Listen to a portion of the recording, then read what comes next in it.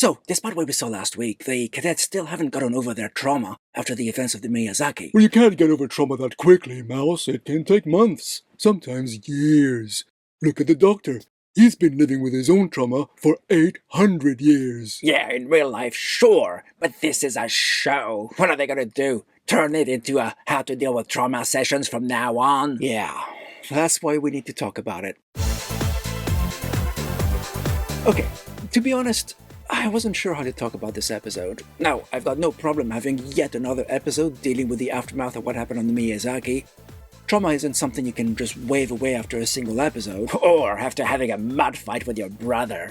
But that would necessitate having a brother and mud. And having a show dealing with the aftermath of a traumatic event is important, so kudos to the writers for attempting it. But do the writers have any experience of trauma themselves? Alright, this is going to be more personal than usual, but I have. I've been dealing with and living with trauma for over a decade now. Now, that doesn't make me an expert in how to deal with trauma, but I'm an expert in my own trauma, and because of that, it's impossible for me not to see this episode through that lens. Right, so Tarima is back, but she's been transferred from the War College to the Academy because one more emotional outburst might kill her. Sam is still glitching from the attack she suffered back on the Miyazaki, and all the other cadets are unruly and don't work as a team anymore, again, because of the trauma. Time for Teddy to come and use theater as a means to cure them. I'm sorry, what? That's an incredibly simplistic and wrong approach. Now, sure, acting can and does help, but talking about analyzing and acting out a play does not a cure make. And that's the problem I saw with this episode. The subject matter is important, but how it's dealt with is not only far too simplistic, I think it might actually give the wrong message. For instance, Sam is dying. The doctor and Aki take her back to her home world in the hopes that her people can fix her. But they can't. It turns out her trauma is so pervasive because she never developed the strength to deal with it, as she never actually grew up, since you get fortitude from growing up. I'm sorry, what? So you're saying having a childhood gives you the tools you need to deal with trauma? If you're lucky enough not to know anyone going through trauma, any kind of trauma, it doesn't take much effort to see or read about people with trauma in the news and media. Didn't they have a childhood? Of course they did.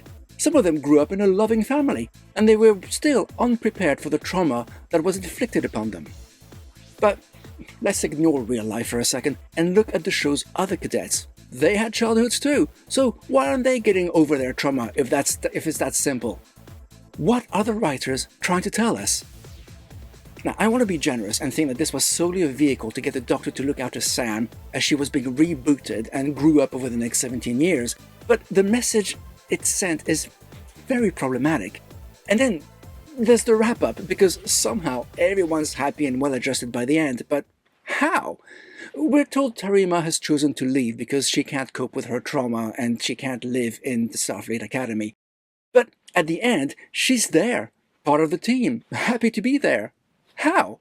How did she change her mind? Well, we don't know. Her epiphany happened off-screen. Same with the Doctor. B'Elanna Torres did a real number on him when she messed up his hollow family back on Voyager. We're told the Doctor having to watch his daughter die was so traumatic, he never tried to get close to anyone again. Now, setting aside the fact that that's not true and he did form close bonds with his shipmates on Voyager after that, fine.